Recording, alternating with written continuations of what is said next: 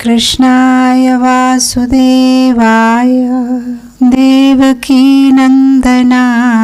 च नन्दगोपकुमाराय गोविन्दाय नमो नमः।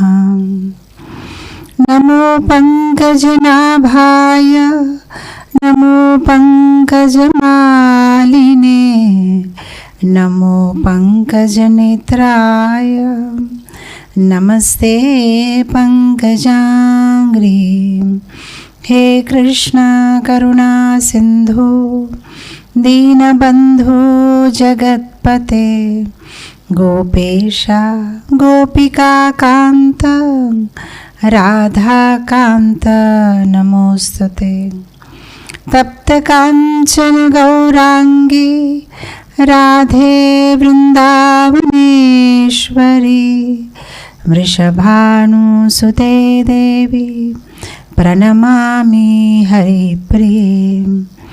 जय श्री कृष्ण चैतन्य प्रभु नित्यानंदा श्री अद्वैत गदाधर श्रीवासादि गौर भक्त वृंदा।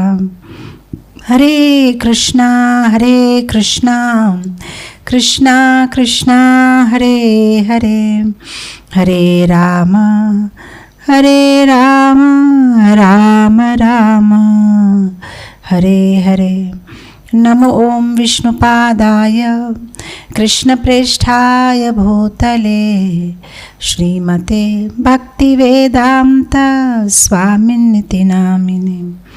नमस्ते सरस्वती देवे गौरवाणी प्रचारिणे निर्विशेष शून्यवादी पाश्चात्य देशतारिणे। ओम अज्ञानतिमिरान्धस्य ज्ञानाञ्जनशलाकया चक्षुर्मिलितं येन तस्मै श्री गुरवे नमः। वाञ्छाकल्पतरुभयश्च कृपा सिन्धुभयेव च पतितानां पावनेभ्यो वैष्णवेभ्यो नमो नमः। अनंत कोटि वैष्णववृंद की जय। जगद्गुरु शिल प्रभुपाद की जय। वर्तमान गुरुवृंद की जय। हिजोलण्याचे पताका स्वामी गुरु महाराज की जय। हरे कृष्ण। বাংলাদেশের সব ভক্তদেরকে আমার ধন্যবাদ প্রণাম। কি হবে আজকের টপিক? তা আমি ভাবছিলাম যে সব মন্দিরে এখন পুরুষোত্তম মাসের চ্যালেঞ্জ চলছে। পুরুষোত্তম মাস কে অধিক মালা করতে পারবে, কে অধিক বই পড়তে পারবে, কে অধিক সেবা করবে, কে অধিক গ্রন্থ বিতরণ করবে, অনেক রকমের চ্যালেঞ্জ আছে।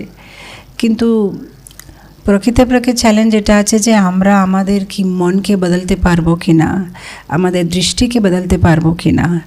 যদি জব 16 থেকে 30 হয়েছে, তাও আমরা এখনও যদি অন্য ভক্তের মধ্যে ভুল দেখি, এখনও যদি আমাদের মন কৃষ্ণের উপরে না হয়ে ভৌতিক বিষয়ের উপরে মন যদি লগ্ন আছে, তাহলে কিছু লাভ হবে না। তো খুব দরকার আছে যে আমরা যেন আমাদের দৃষ্টিকোণটা, আমাদের দৃষ্টিটা যেন আমরা বদলতে পারি। আমরা কি ভগবানকে দেখতে পারছি কি না সব ছোট ছোট জিনিসে আমাদের জীবনে, এটা খুব ইম্পর্ট্যান্ট। তো সেই জন্যে আমি ভাবলাম যে আজকে আমি এমন একটা ভক্তের গল্প আপনাদেরকে শোনাবো, যেনার কাছে চোখ ছিল না, তাও উনি কৃষ্ণকে সব দিকে দেখতে পারতেন। আর আমাদের কাছে চোখ আছে, তাও আমরা কৃষ্ণকে দেখতে পাচ্ছি না। তো আজকে সে ভক্ত নিয়ে আমরা গল্প করব। আর এইরকম ভক্তদের কাহিনী শোনা, ওদের চরিত্র শোনা আমাদের খুবই দরকার আছে। যখন একটা শুদ্ধ ভক্তের চরিত্র শুনি, আমাদের হৃদয়টা পবিত্রকরণ হয়। আর ভগবানের গল্প থেকেও বেশি যদি কোনো একটা শুদ্ধ ভক্তের গল্প শুনাই, তাহলে আমাদের হৃদয়টা মিলিয়ন টাইমস তাড়াতাড়ি পরিষ্কার হয়। আর তাই না, যখন একটা ভক্তের গুণগান আমরা শুনি, তাহলে শতভাগের 1 ভাগ তাদের আধ্যাত্মিক শক্তি আমাদের ভিতরে প্রবেশ করে। আর যখন তাদের 1 ভাগ যদি শক্তি আমাদের ভিতরে প্রবেশ করবে তাহলে আমরা ভক্তিতে ডুবে যাব। তো এইরকম একটা শুদ্ধ ভক্তের গল্প আজকে বলবো।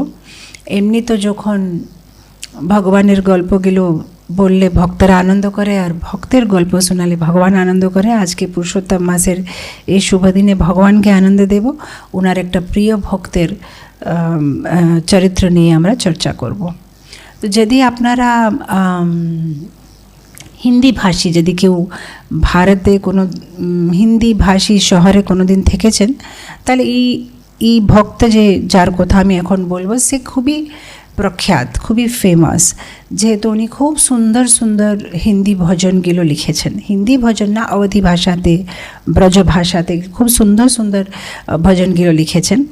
আর ইনি আমাকে খুব প্রিয় লাগে, যেহেতু আমি ছোটোবেলায় একটা গুজরাটি পরিবারে জন্ম নিয়ে বড় হয়েছি। তো যেরকম আমাদের জন্য নরোত্তম দাস ঠাকুর কত ইম্পর্ট্যান্ট। নরোত্তম দাস ঠাকুরের ভজন কত সরল ভাষাতে সিদ্ধান্তকে সিম্পলভাবে বুঝিয়ে দেয় ওনার গানে। এইরকম গুজরাতিদের পুষ্টি মার্গ, যারা লড্ডু গোপালজির সেবা করে, তাদের জন্যে ইনি হচ্ছেন আমাদের গুজরাতের নরোত্তম দাস ঠাকুর। উনি খুবই সরলভাবে জটিল ফিলসফিটা, তত্ত্বজ্ঞানটা সিম্পল গানে বুঝিয়ে দিয়েছে। তো উনি খুবই খুবই ইম্পর্ট্যান্ট ভক্ত। আর অনেক সময় ওনাকে বিল্বমঙ্গল ঠাকুরের সাথে কনফিউজ করা হয়, কিন্তু বিল্বমঙ্গল ঠাকুর আলাদা, ইনি আলাদা। ইনার নাম হচ্ছে সুরদাস। তো আজকে এই যে সুরদাসের যে গল্পটা আমি বলবো, সেটা আমি একটা বই থেকে পড়েছি। ও বইটা লেখা হয়েছে উষা নিলসন, 1969-এ উনি এই বইটা লিখেছেন সুরদাসের ব্যাপারে। আর অন্য বিভিন্ন বইগুলো আছে, কিন্তু এটা জিবিসি শাস্ত্রিক কমিটি যে অ্যাপ্রুভ করেছে, সে বইটা নিয়ে আমি আজকে আপনাদেরকে এই সুরদাসের গল্পটা শোনাবো।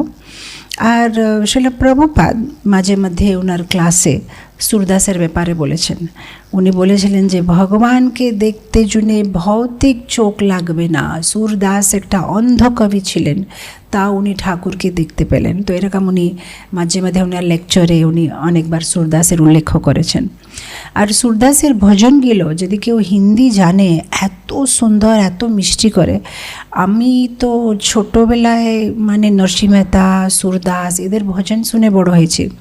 তো আমার এত ভালো লাগে। আর যেভাবে ওনার ভজনগুলো আছে, যে উনি মুখামুখি ভগবানের লীলাগুলো দেখতে পারছে, সেই রকম উনি মানে আর দেখতে পারছিলেন। এটা সত্যি, এটা না যে কোনো মনোকল্পনা করে লিখেছেন। উনি সত্যি ভগবানের মানে চোখ দেখতে পারতেন না ফিজিক্যালি, কিন্তু আন্তরিকভাবে উনি ভগবানের সব লীলাগুলো দেখতে পারতেন। তো আমার কিছু কিছু ফেভারিট ভজন আছে, যেটা আমি ছোটোবেলা খুব গান করতাম। তার মধ্যে একটা আছে মাইয়া মোরি মে নেহি মাখন খায়ো। সেখানে সুরদাসজি বলছে যে কীভাবে একদিন যশোদা মাতা ঠাকুরকে ধরে নিয়েছে, মানে রঙা হাত, মানে একদম ধরেছে যে এই তো তুই মাখন চুরি করছে। আর তাও মানে নিজে চোখে দেখে ধরেছে, তাও ঠাকুর এইভাবে মিষ্টি কথা আর গান করেছে যে যশোদা মাতা মেনে গেছে যে ঠিক আছে ভাই, তুমি চুরি করো না। যে উনি দেখেছেন, তাও মানে উনি চোখে করে দেখছে যে এই চুরি করেছে। উনি মানে জিজ্ঞেসে করছে যে তুমি বলছো চুরি করো না, তোমার মুখে সব লাগা আছে মাখন কানা, এত মিথ্যা কথা বলবে না। আর তাও বলছে যে মা আমি লাগাই না, আমি খাই না, এই যে আমার বন্ধুরা তারা আমাকে খুব ঈর্ষা করে, তো ওরা চাই যেন তুমি আমাকে বকো, সেই জন্য এরকম করে দেখো লাগিয়ে দিয়েছি, কিন্তু আমি খাই না। তাও যশোদা মাতা মানছে না। তা আবার বলছে মা আমি দেখো কত বেটে করে মানে ছোট করে আছি, আর তুমি মাখানে তো উপরে চড়িয়ে রেখে দিচ্ছ, তুমি কি করে ভাবছো যে আমি এটা মাখন চুরি করেছি, আমি এত ছোট আছি। তা বলছে যে না না, তুমি নিশ্চয়ই তোমার বন্ধুদের সাহায্য নিয়েছো। তা বলছে মা আমার সময় কোথায়, একটা তো তুমি একটা ছোট্ট বাচ্চাকে ভোরবেলা কাপড়ে কিছু খাবার দিয়ে বেঁধে আমাকে গাই চড়াতে পাঠিয়ে দিচ্ছ, আর বিকেলে থেকে আমি আসি, সময় কোথায় চুরি করতে। তা যশোদা মাতা বলছে কিন্তু আজকে তো তুমি চুরি করেছো। তো সব রকম তর্ক দেওয়ার পরে শেষে ভগবান একটা ব্রহ্মাস্ত্র ফেলছে। যশোদা মাতাকে বলছে হ্যাঁ বুঝতে পারছি, আমি তোমার মানে সত্যিকারের বাচ্চা না, আমাকে মনে হচ্ছে কারো থেকে নিয়েছো, মানে অ্যাডপ্টেড বাচ্চা। সেই জন্য একটা ছোট্ট ছোট্ট মাখানে নিয়ে আমার সাথে এত তর্ক করছো? তোমার নিজের ছেলে হলে এরকম কথা বলতে না, একটু মাখানের জন্যে। এটা আমার এখন বিশ্বাস হচ্ছে যে আমি তোমার ছেলে না, কেন এমনি তো আমি দেখতে কালো, তুমি সাদা, নন্দবাবা সাদা, আর আমি হয়ে গেছি কালো, তার মানে হতে পারে আমি তোমার ছেলে না, কারোর কাছে থেকে আমাকে নিয়েছো, সেই জন্য আজকে এত কঠোর হয়ে আমার সাথে কথা বলছো। তো যখনই এই কথাটা বলছে তখন যশোদা মাতার চোখে জল এসছে, উনি সাথে সাথে ঠাকুরকে কোলে তুলে বলছে, না না না না, ভুলে যাও কথাটা, মাখানে তুমি চুরি করো না। আর তখন কাঁদছে কাঁদছে আর ওকে বারবার জুড়ে নিচ্ছে, বলছে না, তা তুমি মাখন চুরি করো না, আমি ভুল বললাম, তুমি কিছুই নও না। তো যখন মানে যশোদা মাতা মেনে যাচ্ছে, তখন ঠাকুর আবার পুরো কথাটা বদলে দিচ্ছে, বলছে না না মা, আমি খেয়েছি মাখন তো আমিই চুরি করেছি। না, বলছে আমি বলছি তোমাকে তুমি চুরি করো না, না আমি বলছি না আমি চুরি করেছি। তখন গোপীরা মাথা ঠোকাচ্ছে, বলছে আরে এতক্ষণ যে বললো আমি চুরি করি না, এখন যখন যশোদা মাতা মেনে গেছে তখন আবার বুঝাচ্ছে যে না না, অ্যাকচুয়ালি সত্যি কথা আমিই চুরি করেছিলাম। তো এরকম যদি সুরদাসের ভজনগুলো শুনবেন, এত হাসি পাবেন। মাঝে মাঝে এরকম কিছু ভজন আছে যেখানে আপনি খুব মানে পেট ধরে হাসবেন, যে এরকম করে কথা বলবে। আর কিছু কিছু ভজন এরকম আছে যেখানে আপনি জোরে জোরে কাঁদবেন, যেভাবে উনি গোপীদের বিরহ, গোপীদের ভগবানের উপরে ভালোবাসা এত সুন্দর সরলভাবে সে বুঝিয়ে দেয়। তো আজকে আমরা সেই একটা মহান ভক্ত সুরদাসের গল্পটা শুনব। ওনার জন্ম হয়েছে সিহিতে, একটা ব্রাহ্মণ পরিবারতে। ওনার বাবার নাম ছিল পণ্ডিত রামদাস, ওনার মায়ের নাম ছিল যমুনা দাস। এরা ব্রাহ্মণ পরিবার, কিন্তু ব্রাহ্মণ, বৈষ্ণব না, মানে ভক্তি দিকে বেশি ওদের মন নেই।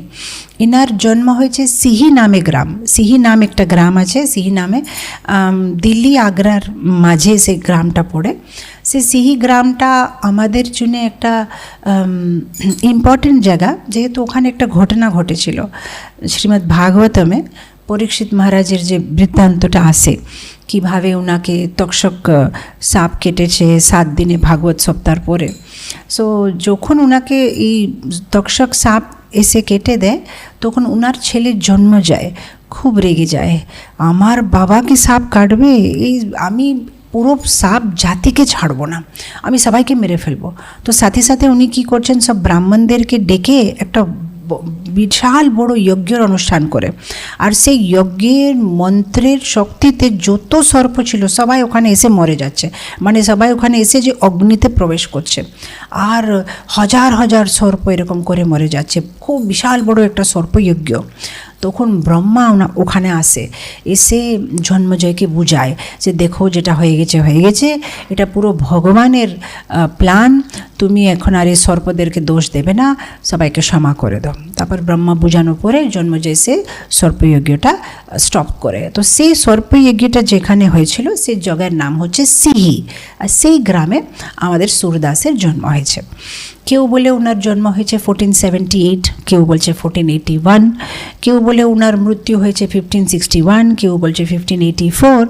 কিন্তু এরকম মহান ভক্তদের জন্ম মৃত্যু কোন ডেটে হয়েছে ইম্পর্ট্যান্ট না, যখন ওরা বেঁচে ছিল কী করেছে সেটা খুব ইম্পর্ট্যান্ট। সেটা শোনা, তাদের থেকে কিছু গুণ পাঠ শিখা, এটা আমাদের জন্য খুব ইম্পর্ট্যান্ট আছে। আচ্ছা, এই সুরদাস কে? ওনার পূর্বজন্মেতে উনি কে, মানে কে ছিলেন? উনি ছিলেন উদ্ধব। তো উদ্ধব আবার জন্ম নিয়েছে সুরদাসের মতন।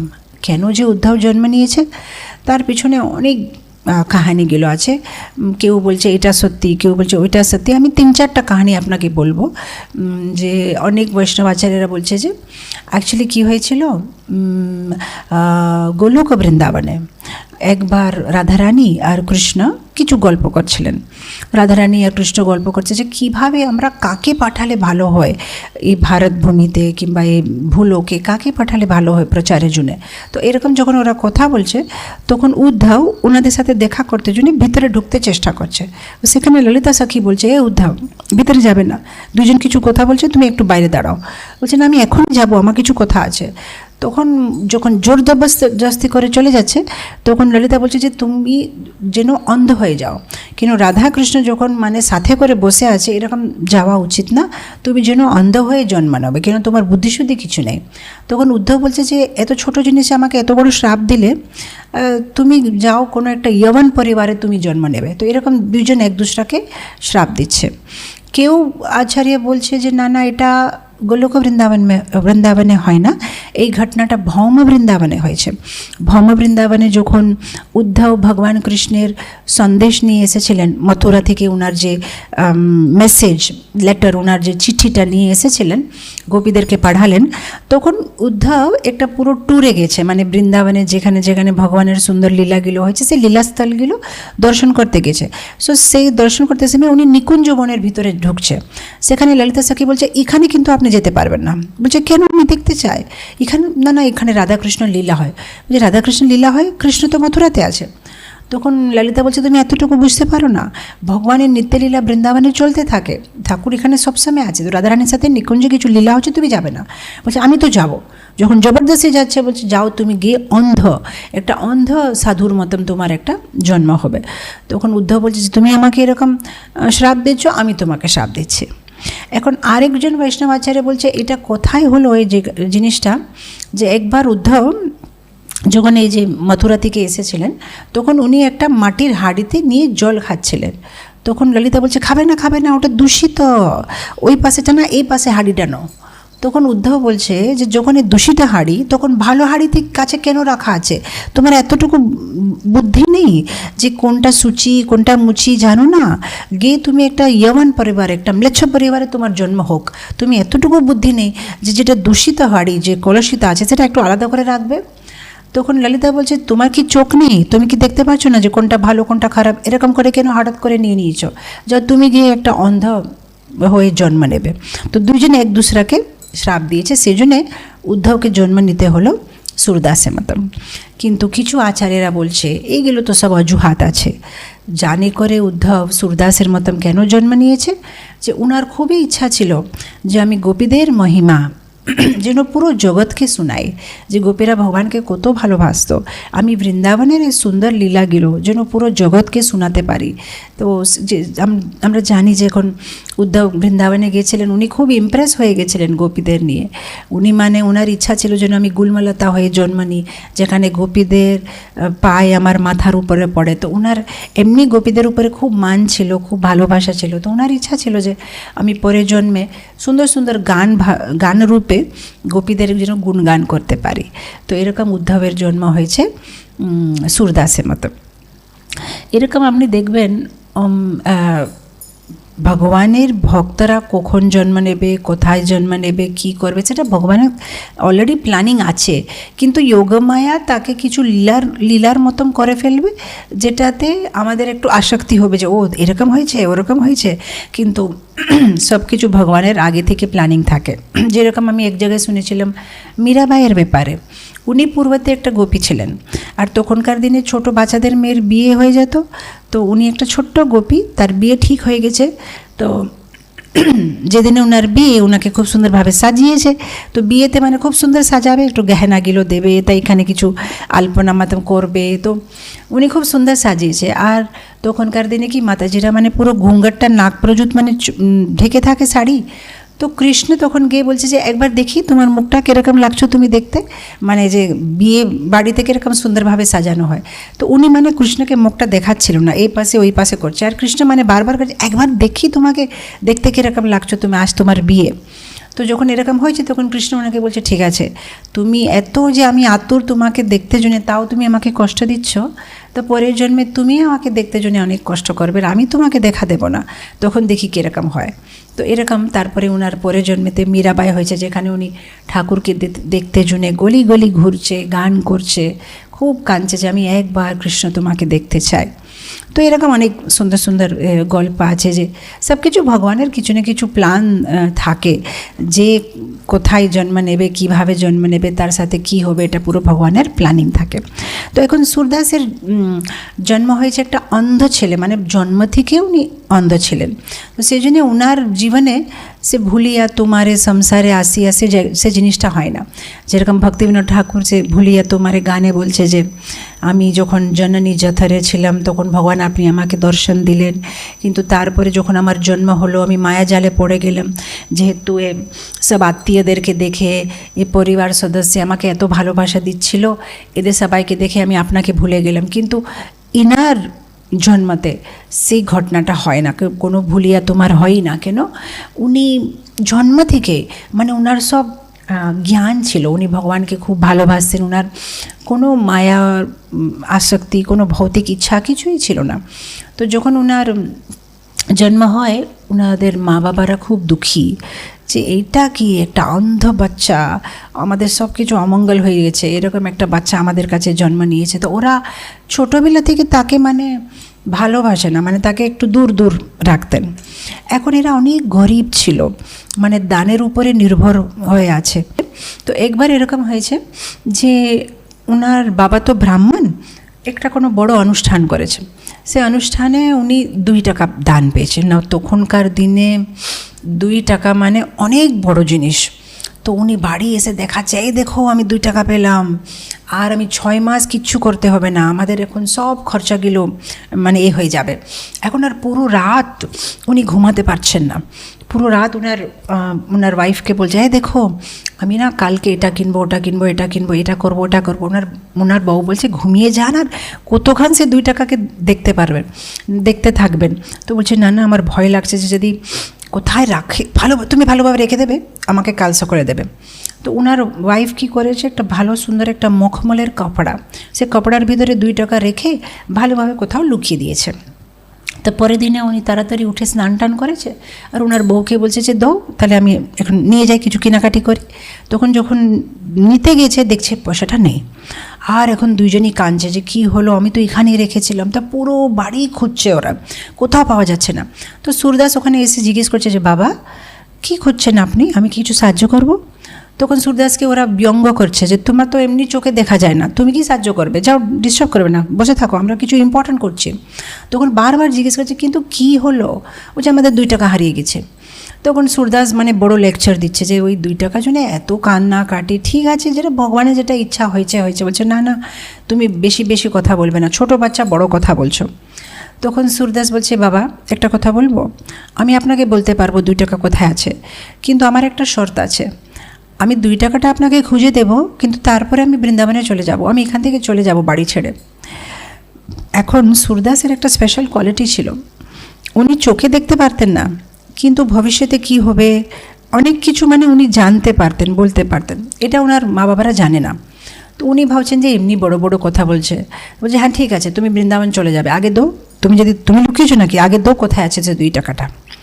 তো এখন সুরদাস বলছে যে বাবা আপনি যে ওই মখমলের কাপড়ে রেখেছিলেন না, তো রাত্রেবেলা কিছু ইঁদুর এসে সে কাপড়টাকে কেটে ফেলেছে, আর সে টকাটাকে মানে দূরে দূরে করে সে কাপড়টা কাটতে কাটতে যেখানে মা এই বর্তনগুলো ধোয়া হয় সেখানে আছে ওটা। তো তারপরে যেইভাবে সুরদাস বলেছে সেভাবে ওরা খুঁজতে গেল, সেখানে 2 টাকা পাওয়া গেছে। তো ওরা খুব খুশি। তো সুরদাস এখন উনি তো অন্ধ, একটা ছোটো লাঠি নিয়ে বলছে তাহলে আমি চলি, আমি তো আপনাকে বলেছিলাম আমি চলে যাব।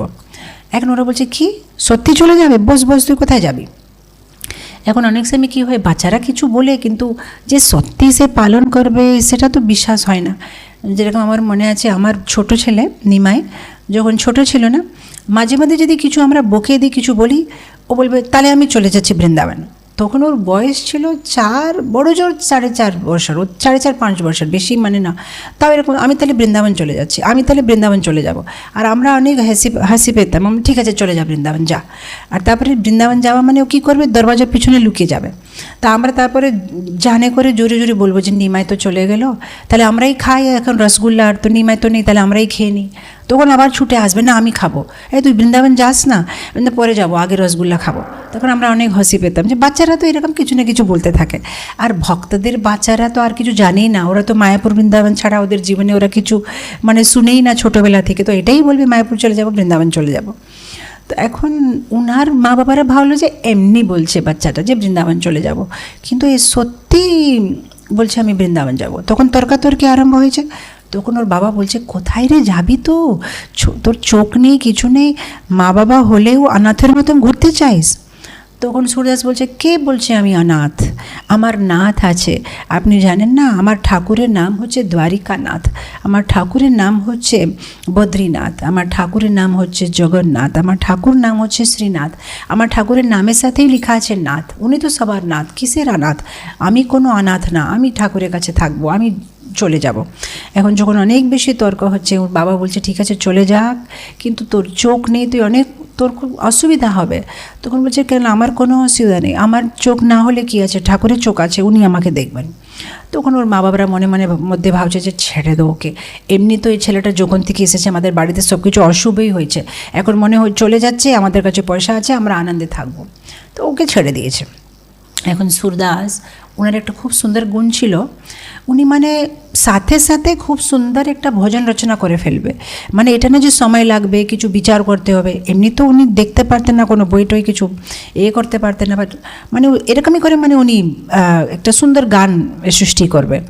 তো যখনই মানে উনি চলে যাচ্ছেন মা বাবাকে ছেড়ে, তখন উনি একটা খুব সুন্দর গান গেছে। উনি বলছেন, हरि मैं नैनहीन तुम नैना, हरि मैं नैनहीन तुम नैना, हरि मैं नैनहीन, हरि আমার কাছে চোখ নেই, তুমি নैना কিন্তু তুমি হচ্ছ আমার চোখ।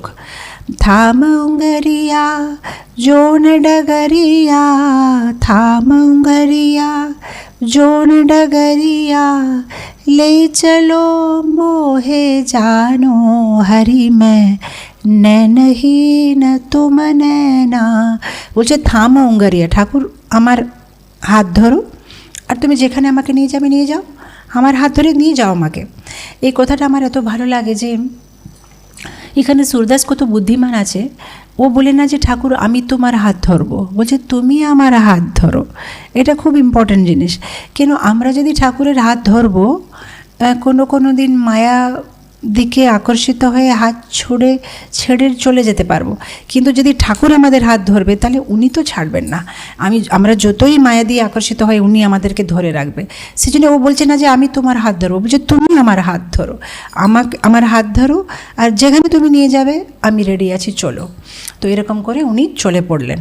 এখন উনার ছোট বাচ্চা, তো তখন উনার বয়স ছিল বড় জোর 6 বছর। এই 5-6 বছরের বয়সটা খুব ডেঞ্জার বয়স, কেন আমি দেখি যে প্রায় বড় বড় শুদ্ধ ভক্তরা আছে ছোট বয়সেই চলে পড়েছে। আমরা দেখি ধ্রুব মহারাজ 5 বছরে, প্রহ্লাদ মহারাজ 5 বছর, নারদ মুনি যখন উনি মানে ভক্তি বেদান্তে সাধুদের সেবা করেছিলেন, 5-6 বছরের ছেলে। ওনার মা মারা গেছে, একটা সর্প কেটে দিয়েছে, আর তারপরে কীভাবে উনি ভক্তি করতে চলে গেছে। তো এরকম আমরা দেখি যে ইভেন শঙ্করাচার্যের জীবনে উনি ছোট্ট ছিলেন, 6-7 বছর। ওনার মাকে বলছে মা আমি সন্ন্যাস নেব। বলছে এখন কেউ কি সন্ন্যাস নেয়, তুমি ছোট্ট বাচ্চা, সন্ন্যাস কখন নেয়, যখন তুমি মরে যাবে, মানে বুড়ো হয়ে গেছো, বয়স হয়ে গেছে, যে কোনো সময় মরে যাবে, তখন সন্ন্যাস নিতে হবে। তখন পরের দিনে শঙ্করাচার্য কী করেছে জানি করে, উনি তো ভগবান শিবের অবতার, জানি করে এরকম একটা সৃষ্টি করেছে। সে নদীতে স্নান করতে গেছে, মা ওখানে কাপড় কাচ্ছে, সে হঠাৎ করে একটা কুমির ওনাকে ধরে নিচ্ছে। যখন ওনাকে কুমির ধরে নিয়েছে, ওনার মা চিৎকার করছে কেউ বাঁচাও বাঁচাও, আমার বাচ্চাকে বাঁচাও, ওখানে কেউ নেই আশেপাশে। তখন শঙ্করাচার্য বলছে মা তুমি তো বললে যে যখন মরে যাবে, মানে যখন মরণ পাশে আসবে তখন সন্ন্যাস নিতে হবে, এখন তো আমি মরেই যাচ্ছি, কুমির আমাকে ধরে নিয়েছে, এখন কমপক্ষে আমাকে পারমিশন দিয়ে দাও সন্ন্যাস নিতে, আমি এখন সন্ন্যাস নেব। তো ও মা বলছে আরে তুমি মরে যাবে, ও সেটাই তো বলছি, এখন আমি মরেই যাব, কমপক্ষে আমার একটা লাস্ট ডিজায়ার, একটা লাস্ট আমার একটা ইচ্ছা পূর্তি করে না, আমাকে আপনি পারমিশন দিন। তখন ওকে মা বলছে ঠিক আছে পারমিশন দিলাম, তুমি সন্ন্যাস নাও। আর যেই এটা কথাটা বলেছে, সে কুমিরটা ওনাকে ছেড়ে চলে যাচ্ছে। তারপরে শঙ্করাচার্যের সাথে সাথে সে একটা লাঠি নিয়ে বলছে মা এখন আমি চলি, সন্ন্যাস নেব, আর চলে যাচ্ছে। তো এই ছোট বয়সে কী হয়, মানে হৃদয়টা খুব কোমল, খুব পবিত্র, সে ভক্তিটা খুব তাড়াতাড়ি মানে করতে পারবে, কোনো এখনও মনটা, হৃদয়টা, ব্যবহারটা কিছু কলুষিত হয় না, দূষিত হয় না। তো এই সুরদাসে খুব ছোটো বাচ্চা, 6-7 বছরের বাচ্চা, সে বাড়ি ছেড়ে চলে গেছে। এখন বাচ্চা তো ছোটো বাচ্চা, এখন কত দূর যে যাবে, 2-3 গ্রাম ক্রস করে গেছে, তাইতে 2-3 দিন হয়ে গেছে, আর কিছু না খেয়ে এমনি একদম ক্লান্ত হয়ে একটা গাছের নিচে বসে আছে যে এখন কি করব, কি আমাকে খেতে দেবে। তো এমনি এই পাশে ওই পাশে দেখছে, তখন দেখছে যে একজন লোক খুবই চিন্তাগ্রস্ত, এই পাশে ওই পাশে কিছু খুঁজছে। এখন সুরদাসের কাছে এসেও বলছে, মানে একদম হেফে হেফে বলছে আরে আমি খুব দুঃখিত। এখন সুরদাস তো দেখতে পায় না কিন্তু শুনতে পায় কথা। তো বলছে আমি খুব দুঃখিত বাচ্চা, আমার গাইগুলো হারিয়ে গেছে। তখন সূরদাস বলছে আপনার গাইগুলো, আপনি গাই খুঁজছেন? বলছে হ্যাঁ, আমার দুটো গাই আমি চড়াতে জন্য নিয়ে গেছিলাম, কিন্তু দুটো গাই ফেরত আসে না, আমি তাকে খুঁজছি। তো সূরদাস বলছে আমি তো জানি ও গাইটা কোথায় আছে। বলছে তুমি কী করে জানো, তুমি তো অন্ধ। বলছে আমি আপনাকে বলে দিতে পারবো, সে নদীর ওই পাশে কার ঘোড়াদের সাথে মিশে ও চলে গেছে, তো ঘোড়ার যেখানে রাখে সেখানে আপনার দুটো গাই আছে। তখন এই গিয়ে দেখলে সত্যি কথা সে গাইটা পেয়ে যায়। তখন এসে বলছে যে ও তোমার মানে কিছু চমৎকারই আছে, তুমি চমৎকার বাবা, যে তুমি চোখে দেখতে পাও না তাও তুমি দেখতে পাচ্ছ। তখন সূরদাস বলছে যে না আমি বলতে পারি, মানে কিছু কিছু আমার জ্ঞানে চলে আসে, তো আমি এরকম কিছু কিছু বলতে পারি। তখন ও সাথে সাথে মানে আরও লোককে ডেকেছে যে উনি খুব মানে মহান। তো ওখন সূরদাসকে বলছে যে আমি আপনাকে এই দুটো গাই দান দিতে চাই। তখন সূরদাস বলছে আমার গাই লাগবে না, কিছু খাবার লাগবে, খিদে লেগেছে, একটু দুধ দিলে হবে। বলছে না না, আমি গাই দিতে চাই, তুমি দুধ চাচ্ছ। বলছে আপনি গাই তো দেবেন, গাইকে দুবে কে, গাইকে দেখবে কে, আমি পারবো না ওগুলো। তখন এই লোকটা বলছে আমি তোমাকে একটা সেবক দেবো আর গাই দেবো, তুমি ভালোভাবে থাকো। তো আর কিছু লোককে নিয়ে এসেছে, তা কেউ এসে বলছে যে আমাকে একটু দেখে বলবে, আমার মেয়েটা 1 বছর থেকে আমি পাই না, যে কোথায় যে বাড়ি ছেড়ে চলে গেছে। তখন সূরদাস ধ্যান করে বলছে হ্যাঁ ও তো তার মানে 2 গ্রামের পরে যে গ্রামটা সেখানে কোনো একটা ছেলের সাথে বিয়ে করে আছে। তখন ও মানে গিয়ে ওর মেয়েকে পেয়ে যাচ্ছে। তো এরকম উনি এত প্রখ্যাতি মানে হয়ে গেছে, এত ফেমাস হয়ে গেছে, সবাই ওনার কাছে এসে কিছু না কিছু জিজ্ঞেস করছে আমার এই সমস্যাটা আছে, আমি এটা হারিয়ে গেছি, আমি এটা হয়ে গেছে। তো উনি সবাইকে মানে বলতে থাকছে, আর সবাই ওনাকে এত ভালোভাবে দেখছে। এখন না ওনার কোনো প্রসাদের সমস্যা, না বাড়ির সমস্যা, কেউ একটা বড় বিশাল বড় বাড়ি মানে বানিয়ে দিয়ে দিয়েছে, এখন আনন্দে চলে যাচ্ছে সময়টা। তখন পর্যন্ত ওনার বয়স হয়ে গেছে 30 বছর। তা হঠাৎ করে একদিন উনি ভাবছেন যে আমি এটা কী করলাম, আমার বাড়িতে আমি আমার মা বাবাকে বকছিলাম যে 2 টাকার জন্য তোমরা কেন খুঁজছো এই ভৌতিক জিনিসের ব্যাপারে, কিন্তু এখানে এসে আমি তো এরকম একটা লোক হয়ে গেছি যেখানে সব সময় ভৌতিক লোকের সাথে থাকা, ওদের কিছু না কিছু সাহায্য করা, ওরা আমাকে ধন দিচ্ছে, পয়সা দিচ্ছে, আমি তো পুরো মায়াতে পড়ে গেলাম, এটা কী যে আমার সাথে হলো। না না, আমি এখন আর কিছু চাই না, আমি বৃন্দাবন চলে যাব। তার সাথে সাথে উনি সবাইকে ডাকছে একদিন, বলছে এখন আমি কোনো দিন না ভবিষ্য, না ভূত, না বর্তমান, আমি কোনো ব্যাপারে কথা বলবো না, আমি শুধু কৃষ্ণ নাম নেব। তখন ধীরে ধীরে ওনাদের যে অনুযায়ীরা, ফলোয়ার্স, ধীরে ধীরে ওরাই সূরদাসকে ছেড়ে চলে গেছে। কেন, ওরা তো ওনার কাছে কিছু ভৌতিক জিনিস চায়, শুধু ভক্তি করলে কে চাইবে। তো বলছে ধীরে ধীরে আমার মা ডাকছে, আমি কালকে এসে আপনার সাথে দেখা করবো, এরকম বলে ধীরে ধীরে ধীরে সবাই ওনাকে ছেড়ে চলে যাচ্ছে। আর যে ওনার জন্য বাড়ি বানিয়েছিল সে বলছে আপনি যদি কিছু না মনে করবেন, এমনি তো আপনি বৃন্দাবন চলে যাবেন, এই বাড়িটা আমি নিয়ে নিই, আমার মেয়ের জন্য দরকার আছে। তো এরকম এখন আবার ওনার কাছে কিচ্ছুই নেই হাতে, শুধু ওনার একটা তানপুরা, সেটা নিয়ে উনি চলে যান বৃন্দাবন। এখন বৃন্দাবনে উনি একটা জায়গা আছে গোঘাট, সেখানে উনি থাকতে আরম্ভ করলেন। আর সেখানে ওখানে খুব সুন্দর ভজন করতেন। উনার মানে মনে খুবই দুঃখ যে আমি কত পাপী, আমি কত যে ভগবান আমাকে এই যে দিব্য চোখগুলো দিয়েছে তাকে আমি বাজে কাজে জুনে, কার মেয়ে চলে গেছে, কার পয়সা হারিয়ে গেছে, সেইগুলো দেখতে জন্য ব্যবহার করলাম, আমি কত পাপী। তো এরকম করে উনি মানে সুন্দর সুন্দরভাবে মানে ভজন করতেন। তো উনি মানে ওখানে খুব ফেমাস হয়ে গেছে, সবাই বলছে আরে এই যে অন্ধ সাধুটা খুব সুন্দর সুন্দর গান করে। তো মাঝে মধ্যে সবাই এসে বসে। তো একদিন উনি ভাবছেন যে এরকম দিনগুলো কেটে যাচ্ছে, কিন্তু আমার কাছে তো কোনো গুরু নেই, গুরু না হলে কি করে বুঝবো যে কিভাবে ভক্তিতে আগে যেতে হবে। তো একবার যখন উনি কারোর সাথে কথা বলছেন, কেউ বলছে যে বল্লভাচার্য প্রয়াগে উনার শিষ্যদের সাথে ছিলেন, এখন উনি বৃন্দাবন আসছেন, তো উনি খুব ভালো ভক্ত। তো তখন সূরদাস বলছে আমাকে কি নিয়ে যাবে, একবার আমি ওনাকে দেখতে চাই। বলছে তুমি কীভাবে দেখবে, তোমার তো চোখ নেই। বলছে ঠিক আছে, আমার চোখ না হলে কি আছে, উনি আমাকে দেখবেন তো, আর একটা মহান পুরুষের চোখ যদি আমার উপরে পড়ে তার আমার কল্যাণ হয়ে যাবে, ওনার কাছে কিছু শুনবো, আমার চোখ না হলে আমার তো কান আছে, আমি ভালো কথাগুলো শুনবো। তখন কেউ দয়া করে ওনাকে হাত ধরে নিয়ে গেছে বল্লভাচার্যের কাছে, আর ওনাকে ইন্ট্রোডিউস করে দিয়েছে। বলছে বল্লভাচার্য ইনি আশু কবি, সাথে সাথে সুন্দরভাবে কিছু রচনা করে বলে ফেলে, খুব সুন্দর গান করে ইনি। তখন বল্লভাচার্য বলছে তাই নাকি, তাহলে সূরদাস কিছু শোনাও, কিছু ভালো কিছু শোনাও। তখন সুরদাস খুব সুন্দর একটা হিন্দিতে বলছে कौन कुटिल खल कामी मौसम कौन कुटिल खल कामी जो तन दियो ताही बिसरायो ऐसो नमक हरामी। আমি একটা নমক হারামি। কেন? ঠাকুর আমাকে সব কিছু দিয়েছে, এই শরীর দিয়েছে, এই প্রাণ দিয়েছে, কিন্তু আমি কি করছি? আমি আমার সময়টাকে কাম বাসনাতে আমি ব্যবহার করছি। যে আমাকে সব কিছু দিয়েছে তাকে আমি একবারও মানে তার চিন্তন করছি না, এরকম আমি। তখন বাল্যবাচারে বলছে ঠিক আছে, আর কিছু বলো। তখন বলছে हरि में पतितन को सरताज हरि में पतितन को सरताज को कर सके बराबी मोरे।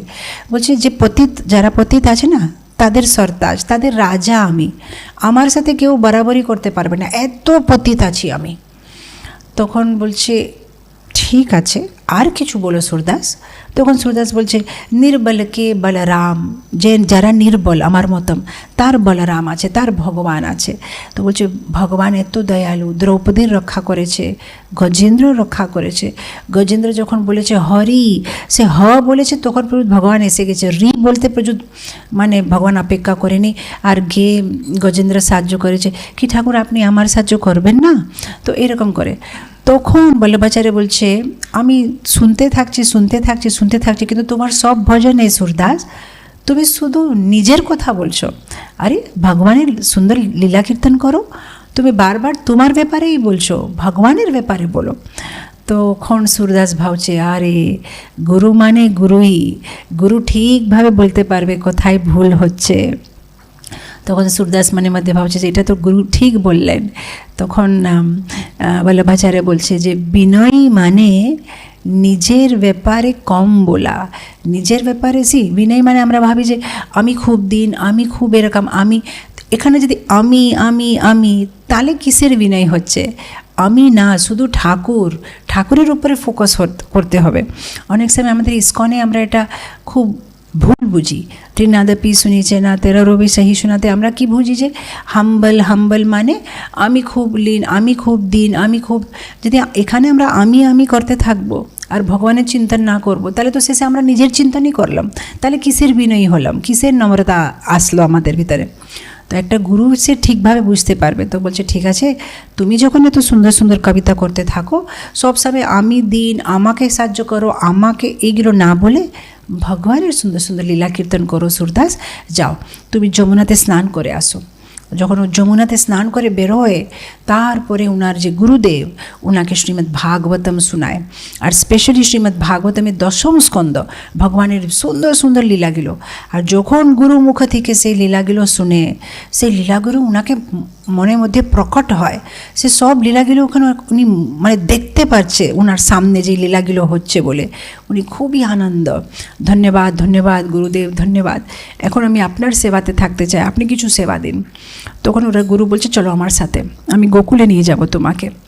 এখন যেরকম আমাদের মায়াপুর হচ্ছে নবদ্বীপ আমাদের হেডকোয়ার্টার্স, এরকম যে পুষ্টি মার্গ যারা লড্ডু গোপালের সেবা করে তাদের হেডকোয়ার্টার্স হচ্ছে গোকুলে ওরা মানে ওদের হেডকোয়ার্টার্স। তো ওনাকে গোকুল নিয়ে যায়।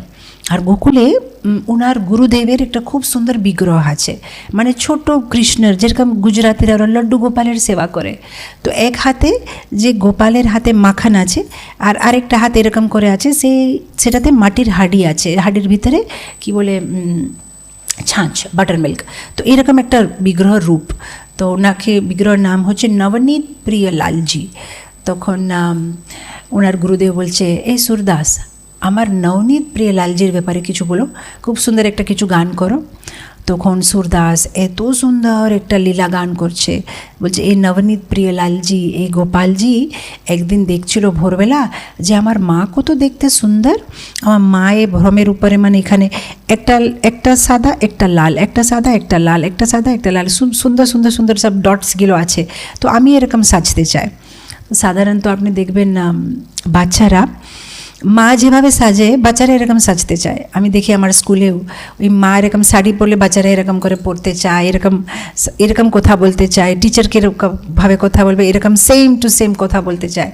তো এখন উনি ভাবছে যে যশোদা এখন সুন্দর এভাবে সাজাচ্ছে, আমিও নিজে এরকম সাজবো। তখন কৃষ্ণের বয়সটা খুব ছোট। তখন উনি কী করছেন, একটা কী বলে গোরা চান তিলক লাগাচ্ছে। গোরা চান তিলক মানে উনি কী করেন, একটু দই নিয়েছে, সে দই করে একটা ফোঁটা দিচ্ছে, তা গোবরে করে আরেকটা ফোঁটা, তারপর আরেকটা ফোঁটা দই, আরেকটা ফোঁটা গোবর, এরকম পুরো মুখে। আর উনি তো ছোট বাচ্চা, তো ঠিকভাবে মানে এরকম এরকম করে লাগাতে পারছে না, এই পাশে ওই পাশে ওই পাশে পুরো মুখে লাগিয়ে দিচ্ছে। আর তারপর মাকে বলছে আমি কীরকম লাগছি দেখতে, সুন্দর লাগছি কি না? তখন ওর মা বলছে অনেক সুন্দর লাগছো তুমি। তো এখন কী হচ্ছে, এইগুলো সব দই টই এখানে সেখানে লাগিয়ে দিয়েছে। এখন ওনার যে চুলগুলো সে পুরো এরকম করে তার মুখের উপরে পড়ছে, আর সে মুখের উপরে চেটে গেছে, মানে একদম দইয়ের সাথে এটা লেগে গেছে। আর সেই লীলাটা সুরদাস এত সুন্দরভাবে বিবরণ করছে যে সবাই মুগ্ধ হয়ে শুনতে থাকছে। এত সুন্দর লীলাগুলো যে একবার ঠাকুর এরকম করেছে, একবার ঠাকুর এরকম করেছে। তখন ওনার গুরুদেব বলছে, সুরদাস আমি ভাবছি তোমাকে একটা খুব সুন্দর সেবা দেব। তোমার এখন মন্দিরে সেবা হচ্ছে কীর্তন সেবা, তুমি পুরো দিন কীর্তন করো, আর তোমার কিছু সেবা করতে হবে না। এখন আমাদের যেরকম গৌড়ীয় সম্প্রদায়ে ইস্কনে আমরা দিনে 6 বার আরতি হয়, রাইট? এরকম এই যে পুষ্টি মার্গ ওরা 8 বার আরতি করে, মানে অষ্টপ্রহর সেবা বলে ওটা। ওরা 8 বার ভগবানের শৃঙ্গার করা, ভোগ দেওয়া, আরতি করা। তো ওখানে সুরদাসকে বলেছে তোমার এখন সেবা হচ্ছে 8 প্রহর বাস কীর্তন করতে থাকো, এটাই তোমার সেবা। এখন আমরা জানি যে বল্লভাচার্য একটা খুব বিশেষ বিগ্রহের সেবা করতেন। ওনার বিগ্রহের নাম হচ্ছে শ্রীনাথজি। এখন এই বিগ্রহ হচ্ছে অ্যাকচুয়ালি গোপালজি, যেটা মাধবেন্দ্রপুরী। আমাদের চেতন চরিতামৃতমে মাধবেন্দ্রপুরীর যে বৃত্তান্ত আছে গোপালজি, সেই গোপালজির সেবাটা পুষ্টি মার্গের সেবা। তো ওরা গোপালজিকে রেখেছিল গোবর্ধনের উপরে। মাঝে মধ্যে গোবর্ধন থেকে নিচে নিয়ে আসা হতো, কেন যখন এই মুসলিমেরা এসে কিছু অ্যাটাক করবে তখন সেই বিগ্রহকে কোথাও লুকিয়ে দিতেন। কোনো দিন মথুরা নিয়ে চলে যেতেন, কোথাও আবার নিয়ে আসবে, আবার গিরিরাজের উপরে এরকম করতে থাকতেন। আর এখন সেই অরিজিনাল মাধবেন্দ্রপুরীর যে বিগ্রহ, গোপাল বিগ্রহ, যে বিগ্রহ জন্য উনি চন্দন নিতে গেছিলেন, সে বিগ্রহ আছে এখন উদয়পুরে। উদয়পুর থেকে 50 কিলোমিটার দূর সে জায়গার নাম হচ্ছে নাথদ্বারা। তো সেখানে সে বিগ্রহের এখনও পূজা হয়। তো তখনকার দিনে সে বিগ্রহের পূজা গিরিরাজ গোবর্ধনের উপরে একটা ছোট মন্দির ছিল, সেখানে হতো। তো এখন ওনার গুরু বলেছে, সুরদাস তুমি গিরিরাজের কাছে নিচে থাকবে, আর 8 বার দিনে সেখানে গিয়ে কীর্তন সেবা করবে। ওই মাধবেন্দ্রপুরীর যে বিগ্রহ, সে বিগ্রহের তুমি মানে কীর্তন করবে।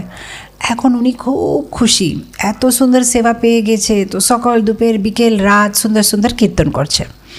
এখন সুরদাস অন্ধ, কিছু দেখতে পারে না, কিন্তু ঠাকুরকে দেখতে পারতো। এটা আমরা কি করে বুঝলাম, যে যখনই মানে ঠাকুরের যে মানে অল্টারটা খুলবে, যেই শৃঙ্গার হয়েছে সেই শৃঙ্গার উপরে সাথে সাথে উনি সুন্দরভাবে একটা ভজন বলে দিতেন। যদি আজকে ভগবানের লাল রঙ আছে, তা উনি সুন্দর একটা কবিতা, যে ও কানহা আজকে তো তুমি লাল রঙের খুব সুন্দর লাগছো দেখতে, মনে হচ্ছে যে এই উদয় হয়ে যে সূর্যের রঙ সেই রকম তুমি দেখতে লাগছো। ও আজকে তুমি গোলাপি রঙের কাপড় পরেছো, ও আজকে তো তুমি পদ্ম ফুলের মতন দেখতে লাগছো।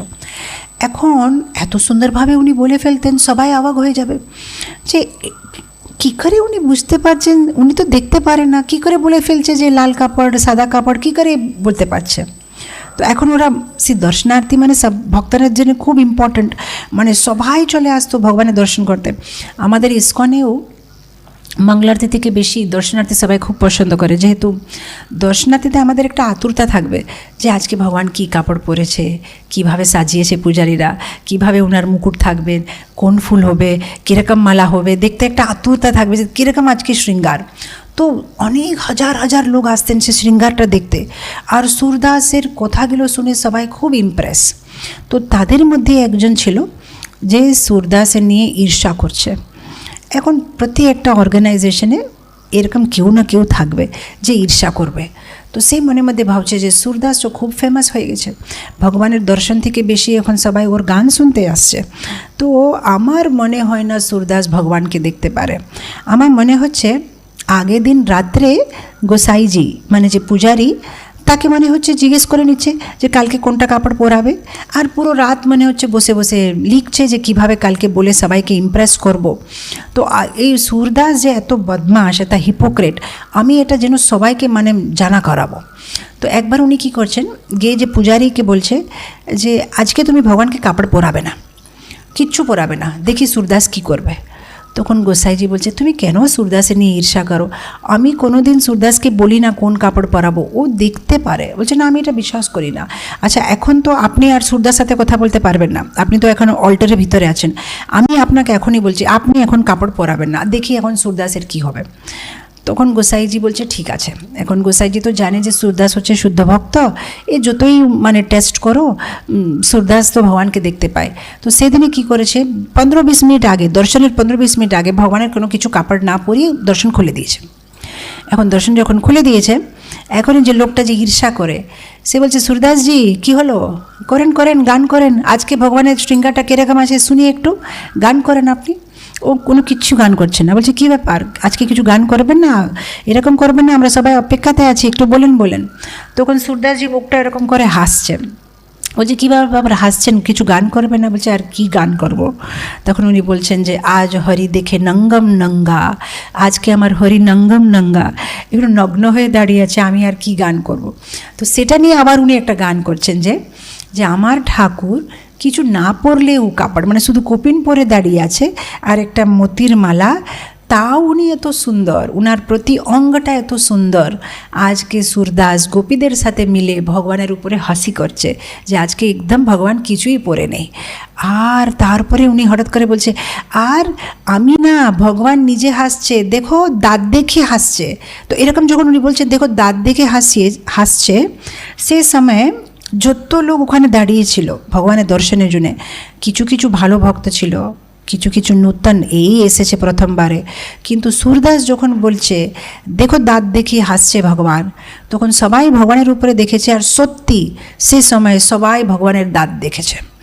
তখন সবাই অবাক যে সুরদাসের এত পাওয়ার আছে, ও যেটা দেখতে পাচ্ছে সবাইকে দেখালো যে দেখো ভগবান দাঁত দিয়ে হাসছেন, উনি নিজে লজ্জা করছে যে আমি আজকে নঙ্গম নঙ্গা, কিছুই কাপড় পরি না। তো তখন যে লোকটা সুরদাসের উপরে ঈর্ষা করে সে মানে ওনার পায়ে পড়ে কাঁদছে, সুরদাসজি আপনি সত্যি শুদ্ধ ভক্ত, আমি অনেক ভুল করলাম, আপনার উপরে আমি মানে ডাউট করেছি। তো এরকম সুরদাস ছিলেন একটা খুবই খুবই ভালো ভক্ত, যিনি ভগবানকে মানে মুখামুখি ওনার লীলাগুলো দেখতে পারতেন। উনি ভৌতিক জগতে কিছু দেখার ইচ্ছা ছিল না, কিন্তু ঠাকুরের সুন্দর রূপটা, বিগ্রহটা উনি দর্শন করতে পারতেন।